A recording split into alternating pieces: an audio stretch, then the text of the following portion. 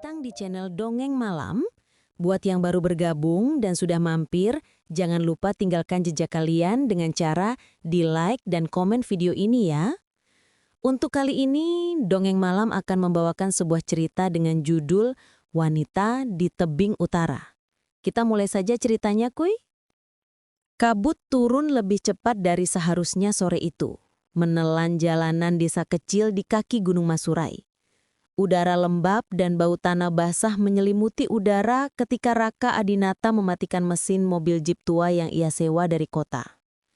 Ia membuka kaca jendela, menghirup dalam-dalam udara dingin yang menggigit kulit, lalu menatap puncak gunung yang separuh tertutup awan. Akhirnya sampai juga, gumamnya pelan. Di sebelahnya, Sinta Maharani menggenggam kedua telapak tangannya yang dingin. Perempuan itu memandang ke arah jalur pendakian yang mulai terlihat samar di balik pohon-pohon pinus tinggi. Matanya tampak ragu. "Raka, kamu yakin mau mendaki sekarang? Lihat kabutnya, cepet banget turun." "Kita cuma naik sampai pos 3, cuma survei awal. Lagian aku udah janji ke Bayu buat mulai hari ini." Di belakang mereka, Gilang Pratama turun sambil mengangkat kamera DSLR dari tasnya. Ia selalu tampak santai bahkan di tengah hawa gunung yang menyeramkan. "Santai aja, Sin," katanya sambil memotret sekeliling. "Kabut justru bagus buat foto, mistis gitu. Siapa tahu dapat angle penampakan yang bisa viral." Sinta menatapnya tajam. Jangan bercanda separuh hal jengkel, begituan di tempat separuh kayak takut. gini, Gilang. Nggak sopan. Dari arah belakang mobil, seorang perempuan muda dengan ransel besar turun perlahan. Laras Wulandari, anggota komunitas pendaki lokal, menatap mereka dengan mata tajam namun tenang. Ia mengenakan jaket hijau lumut dan celana kargo lusuh, tampak sudah terbiasa dengan medan seperti ini. "Mas Raka, aku udah izin ke warga sekitar. Mereka bilang cuaca agak aneh 2 hari ini, tapi kalau cuma sampai pos 3, harusnya masih aman." Raka mengangguk. "Terima kasih, Laras." Tak lama kemudian, muncul sosok terakhir, yaitu Bayu Saputra, pendaki senior yang juga bertugas sebagai pemandu. Ia membawa tongkat pendakian dan menatap ke arah puncak dengan pandangan waspada. Kulitnya kecoklatan, wajahnya penuh garis bekas matahari dan pengalaman panjang di gunung. "Kalian semua udah siap?" tanyanya datar. "Kalau iya, kita mulai sekarang sebelum kabut nutup jalur." Mereka berlima mulai mendaki dengan langkah teratur. Jalur awal masih bersahabat. Tanah lembab, aroma lumut dan dedaunan, serta suara gemericik air dari sungai kecil di bawah jurang. Tapi semakin naik, kabut semakin tebal, menelan pepohonan mereka berhenti satu sejenak. persatu. Bayu menyalakan kompor kecil, merebus air untuk kopi. Laras duduk tak jauh, menatap jalur di utara yang seakan menuju ke dalam kabut tak berujung. "Aku penasaran," kata Gilang sambil menyeruput kopi. "Katanya gunung ini punya legenda wanita di tebing utara. Apa itu cuma buat nakut-nakutin pendaki?" Bayu diam sesaat. Tatapannya tetap lurus ke arah hutan berkabut. "Itu bukan cuma legenda," jawabnya akhirnya pelan. "Warga sini percaya, di sisi utara gunung, ada tebing yang gak pernah bisa dicapai orang luar. Tebing itu bukan tempat manusia." Raka tertarik. Ia mencondongkan tubuh ke depan. "Aku pernah dengar juga. Katanya, kalau seseorang dengar suara perempuan di sana dan memanggil balik, dia gak bakal bisa turun lagi dari gunung ini." Laras menatap Raka tajam. "Kamu tahu banyak juga." Raka tersenyum hambar. "Ibuku dulu pernah hilang di gunung ini, waktu aku kecil." Sinta menunduk. Gilang menghentikan tawa kecilnya, sadar situasi mulai berat. "Sejak itu aku selalu mikir, mungkin ibu tersesat di tempat yang sama," lanjut Raka. "Dan aku cuma pengen tahu, kenapa begitu banyak orang yang hilang tanpa jejak di Masurai. Bahkan peta resmi nggak pernah mencantumkan arah ke tebing utara. Aneh kan?" Bayu menghela napas panjang. "Kadang, hal yang nggak ada di peta memang Pendakian sengaja berlanjut ke jalur disembunyikan." yang lebih curam. Kabut turun dari puncak seperti tirai hidup. Di antara langkah kaki yang berat, Sinta sesekali berhenti, menoleh ke belakang. "Aku dengar langkah lain," bisiknya. Raka menoleh, menunggu, tapi yang terdengar hanya desir angin dan embusan napas mereka sendiri. "Nggak ada siapa-siapa, Sin. Fokus aja jalan." Namun 2 kali lagi, ia mendengar suara seperti kerikil terguling pelan dari semak. Gilang yang berjalan di belakang tiba-tiba menoleh cepat, lalu memotret arah suara. Klik. Hasil foto hanya menunjukkan pepohonan berlumut, tapi di antara kabut tipis, seolah ada bayangan samar berdiri di kejauhan. Ia menatap layar kameranya lama sekali, sebelum menggeleng. "Mungkin cuma efek kabut," gumamnya. Tapi matanya tidak sepenuhnya yakin. Menjelang sore, mereka tiba di pos 2. Langit mulai gelap meski jam baru menunjukkan pukul 4. Awan menggumpal di lereng dan kabut makin padat hingga jarak pandang tak sampai 10 meter. "Kita buka tenda di sini aja," kata Bayu. "Kalau lanjut, kita bisa kehilangan jalur." Saat mereka menancapkan pasak tenda, Laras berdiri agak jauh menatap ke arah utara. Kalian dengar Ke itu? balik kabut Tanyanya yang seperti tiba-tiba. bergolak. Semua diam. Hanya angin. Tapi sesaat kemudian, samar-samar terdengar suara seseorang menangis. Pelan, jauh, seperti suara perempuan muda yang tersesat di hutan. Sinta langsung pucat. Gilang menelan ludah, sementara Bayu berdiri kaku, matanya memandang tajam ke kabut. "Jangan hiraukan," katanya cepat. "Apapun yang kalian dengar malam ini, jangan jawab, jangan panggil." "Kenapa?" tanya Raka spontan. Bayu menatapnya lama. "Karena kalau kamu memanggil balik, dia akan tahu kamu dengar, dan dia akan datang." Hening. Kabut makin pekat, menutup pandangan mereka. Di sela-sela kabut, samar terlihat bayangan putih bergerak cepat, seperti kain tangan panjang Raka melayang di erat-erat. udara. Sementara Gilang, tanpa sadar menyalakan kembali kameranya. Lensa mengarah ke hutan, mencoba menangkap apapun yang bergerak. Tapi, begitu lampu blitz menyala, kabut di depan mereka berputar seperti disibakan oleh sesuatu yang tak terlihat. Dan dari baliknya, terdengar suara lirih, nyaris seperti bisikan lembut. "Raka!" Sinta menatapnya dengan ketakutan. Raka membeku di tempat. Bayu segera menepuk bahunya keras-keras. "Jangan jawab! Tutup mulutmu!" Suara itu menghilang, berganti desiran angin dingin yang menusuk tulang. Malam pun turun di Gunung Masurai, meninggalkan mereka dalam hening panjang. Dan di antara kabut yang perlahan menelan tenda-tenda, sesuatu tampak berjalan pelan di kejauhan. Siluet seorang wanita berambut panjang Malam di pos 2 terasa menghilang di arah panjang. utara. Kabut masih menyelimuti area perkemahan, meski api unggun sudah padam sejak beberapa jam lalu. Dari dalam tenda, suara serangga gunung terdengar seperti bisikan serentak yang menindih kesunyian. Sinta tidur gelisah di samping Raka. Tubuhnya menggigil di dalam sleeping bag. Bibirnya bergetar, seperti menggumamkan sesuatu dalam mimpi. "Raka, jangan panggil dia!" Raka membuka mata, menatap wajah kekasihnya yang pucat di bawah cahaya senter redup. Keringat menetes di pelipis Sinta. Ia tampak ketakutan bahkan dalam tidurnya. "Sin?" bisik Raka pelan. Tiba-tiba Sinta menjerit kecil. Tubuhnya menegang, matanya terbuka lebar. Ia duduk tegak, napas terengah. Aku lihat dia lagi. Perempuan itu, di luar tenda. Dia berdiri di kabut. Dia ngelihat ke arah kita." Raka menatap pintu tenda yang tertutup rapat. Tak ada suara selain desiran angin. "Itu cuma mimpi, Sin. Kamu kecapean." Sinta menggeleng kuat-kuat. "Bukan. Aku dengar dia manggil nama kamu." Raka menelan ludah. Ia berusaha menenangkan Sinta, tapi dadanya sendiri terasa berat. Seolah ada sesuatu yang ikut mengawasi mereka dari luar. Kabut belum juga terangkat. Butiran air menggantung di ujung daun dan tenda menetes perlahan ke tanah. Bayu sudah bangun sejak subuh, duduk sendirian di depan tenda sambil merokok.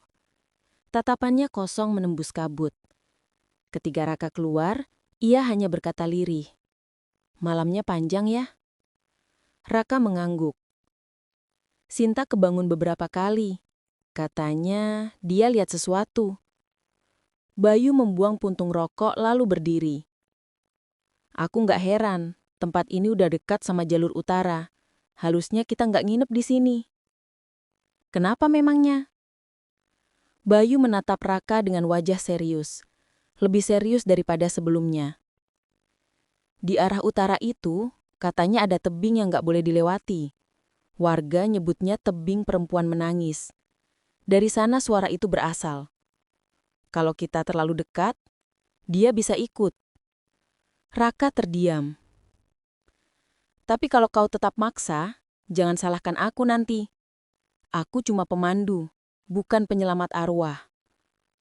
Sementara itu Gilang duduk di luar tenda dengan kameranya. Ia menelusuri hasil foto semalam satu persatu.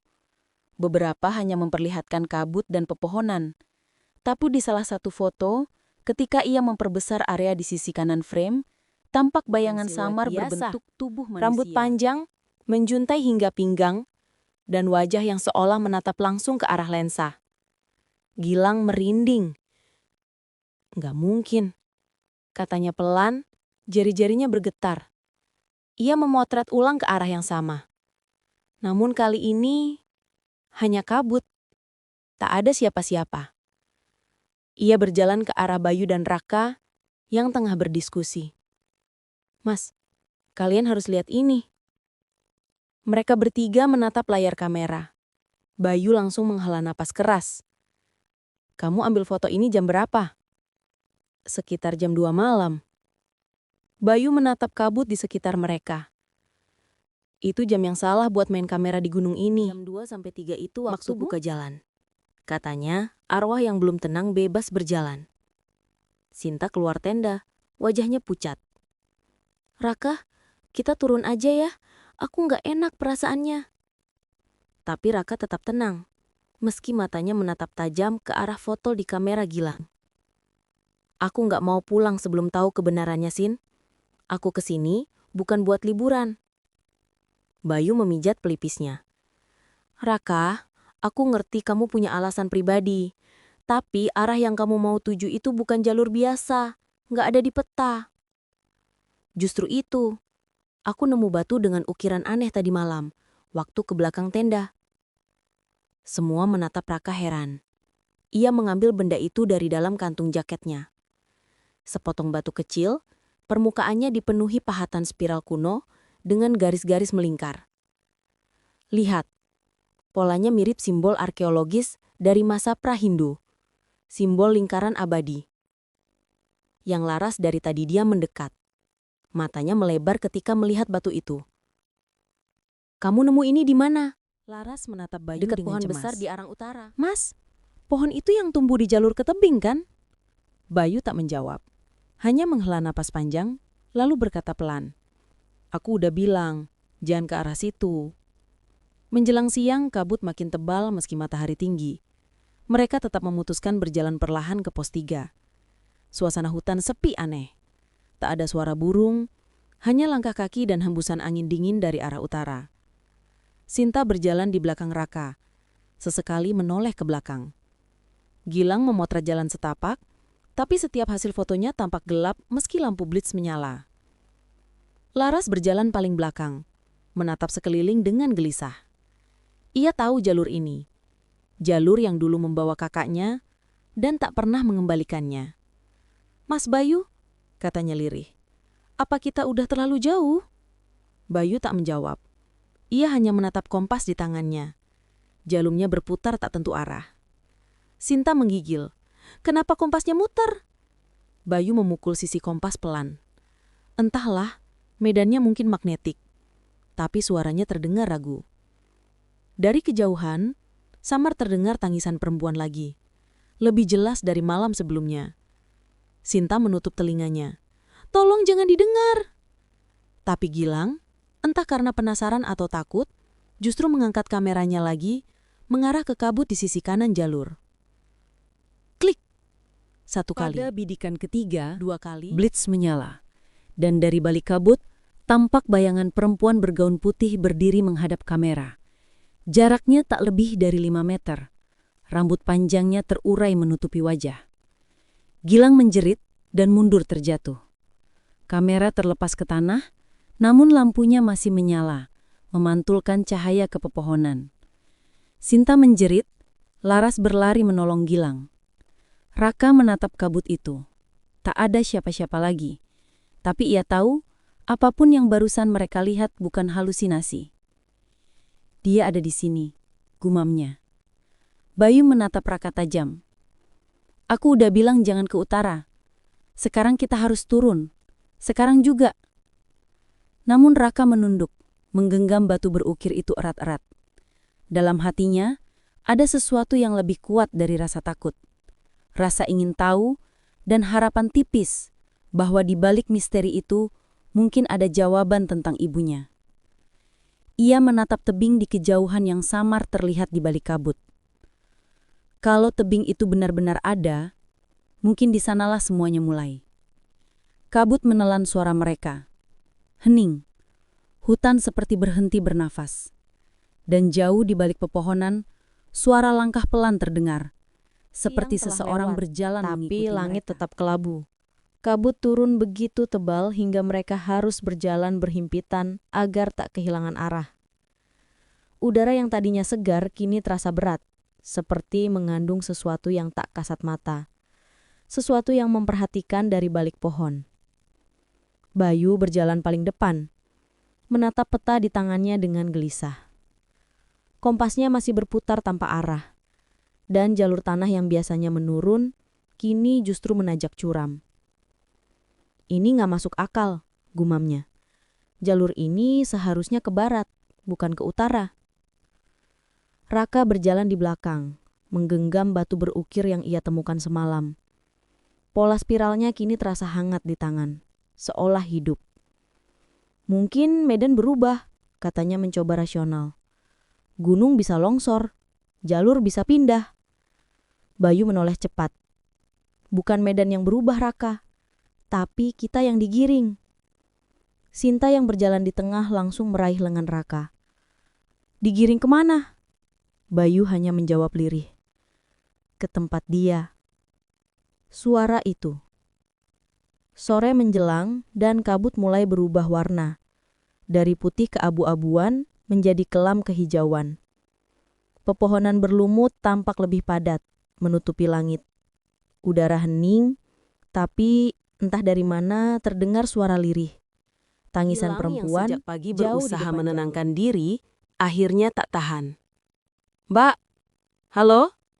Siapapun itu, kami bukan mau ganggu. Jangan! Teriak Bayu spontan, tapi sudah terlambat. Suara tangisan itu berhenti seketika. Sunyi. Lalu dari arah kiri, terdengar suara langkah pelan di atas dedaunan basah. Sinta memegangi mulutnya, Laras berbalik ke segala arah, matanya liar. Dia nyaut, bisik Laras. Dia tahu kita dengar. Raka menatap ke depan, tapi kabut terlalu tebal. Hanya bayangan samar pepohonan dan sesuatu yang berdiri di antaranya. Tinggi, ramping, rambut panjang Astaga. menutupi wajah. Gumam Gilang. Ia mengangkat kamera dengan tangan gemetar, menekan tombol shutter. Klik, blitz menyala. Sesaat setelah itu, angin kencang berhembus dari arah depan, menerpa mereka seperti hembusan dingin dari mulut gua. Kabut berputar, dedaunan beterbangan. Gilang jatuh terduduk, menatap ke layar kamera, wajahnya berubah pucat pasi. "Apa maksudmu?" tanya Raka. Gilang menatap layar. Di foto terakhir, tampak dirinya dan di belakang, sosok perempuan berambut panjang berdiri tepat di belakang punggungnya, wajahnya menunduk, matanya gelap tak memiliki menjatuhkan bola mata. Kameranya dan berlari membabi buta ke dalam hutan. "Gilang, jangan ke situ!" teriak Bayu, tapi suaranya tenggelam dalam kabut. Mereka semua berlari mengejar, tapi tak ada lagi arah yang jelas. Jalur lenyap, tanah berganti akar berganti batu, dan peta di tangan Bayu tak lagi berguna. Malam turun terlalu cepat, kompas benar-benar rusak, jarumnya berputar seperti baling-baling tanpa henti. Mereka mendirikan tenda darurat di bawah pohon besar dengan napas tersengal, pakaian lembab oleh kabut. "Kita harus cari Gilang besok pagi," kata Raka. "Dia nggak mungkin jauh." Tapi Bayu hanya menatap gelap hutan. "Kau tak mengerti, Raka. Siapapun yang udah nyaut suara itu, bukan lagi bagian dari dunia kita." Sinta menggigil. "Maksud Mas Bayu apa? Menjawab. Gilang masih Ia hidup hanya kan?" menatap ke arah utara, di mana suara lembut samar mulai terdengar lagi. Kali ini bukan tangisan, melainkan nyanyian pelan. Suara perempuan. "Laras!" Raka berbisik. "Kau dengar?" Laras menatap kosong ke arah suara itu. Tubuhnya gemetar halus. "Itu suara Kak Rani," katanya pelan. Sinta menatapnya tak percaya. "Kakakmu yang hilang itu?" Laras mengangguk. "Iya, dia manggil aku. Aku tahu suaranya." Raka menahan bahunya. "Laras, jangan dengerin. Itu bukan kakakmu." Tapi Laras menepis tangan Raka, berdiri, lalu berjalan perlahan ke arah suara itu. Langkahnya pelan, seolah dalam tidur. Bayu "Rani, melompat bangun. tunggu aku." "Jangan!" Namun sebelum sempat mencegah, Laras menghilang di balik kabut. Subuh datang tanpa cahaya. Udara semakin dingin, menusuk tulang. Raka dan Bayu mencari Laras dan Gilang sepanjang pagi, meninggalkan Sinta di tenda. Tapi hutan tampak asing, setiap langkah seperti kembali ke tempat semula. "Kita muter-muter di tempat yang sama," gerutu Raka. "Aku yakin kita udah lewat batu itu tadi." Bayu menatap sekeliling. "Gunung ini lagi nutup jalan." "Nutup jalan?" Raka menatapnya heran. "Kalau ada yang melanggar batasnya, gunung bakal berubah. Jalan naik jadi turun, arah barat Raka jadi ingin timur. membantah, Semuanya tapi kabur." tiba-tiba Bayu berhenti mendadak. Di depannya, di antara semak-semak basah, tampak kamera Gilang tergeletak di panah, setengah tertimbun lumpur. Raka memungutnya dengan hati-hati. Kamera itu masih menyala. Layar berkedip lemah. Ia menekan tombol play. Video terakhir mulai berputar. Tampak wajah Gilang, pucat, matanya sembab. Aku dengar Ia dia menatap kamera dengan napas dekat terengah. banget. Dia nyebut nama aku. Suara tangisan terdengar di latar belakang. Gilang menoleh cepat, lalu kamera jatuh ke tanah. Lensa merekam kabut yang bergerak aneh, seperti tangan-tangan putih menjulur dari udara. Kemudian, sesaat sebelum video berhenti, wajah wanita muncul di depan lensa. Dekat sekali. Kulitnya pucat, matanya hitam pekat seperti lubang. Bibirnya tersenyum lebar, menampakkan gigi-gigi panjang tak rata. Sinta yang melihat Layar rekaman gelap. itu dari belakang Raka langsung menjerit, menutup mulutnya. Raka menjatuhkan kamera, wajahnya kehilangan warna. Ya Tuhan. Bayu memejamkan mata. Dia udah dapet yang dia mau. Menjelang sore, kabut belum juga beranjak. Mereka kembali ke tenda dengan langkah berat. Tapi ketika mendekat, Seseorang duduk Raka di depan berhenti. tenda. Rambut panjang, jaket hijau lumut. Laras. "Laras!" Raka berlari mendekat. "Kamu kemana aja? Kita cari kamu seharian." Tapi Laras tak menjawab. Ia duduk menunduk. Punggungnya menghadap mereka. Sinta menggenggam tangan Raka. "Ada yang salah." Raka mendekat pelan. "Laras? Hei." Perempuan itu perlahan menoleh. Wajahnya pucat, matanya kosong. Bibirnya bergerak, menggumam lirih. Aku ketemu Rani. Di tebing. Di mana Dia manggil kita semua ke sana. Bayu mundur satu langkah. Wajahnya tegang. Kita harus pergi sekarang. Kenapa? Raka menatapnya. Karena dia bukan Laras lagi. Tiba-tiba Laras tersenyum. Senyum lebar yang aneh, terlalu lebar untuk wajah manusia. Raka. Suaranya serak, bergema ganda. Kamu mau ketemu ibumu kan? Raka membeku.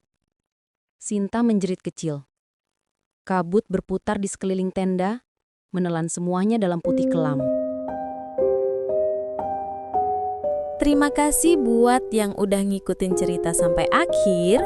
Untuk cerita kali ini sampai sini dulu ya. Kita lanjut lagi ceritanya di next video.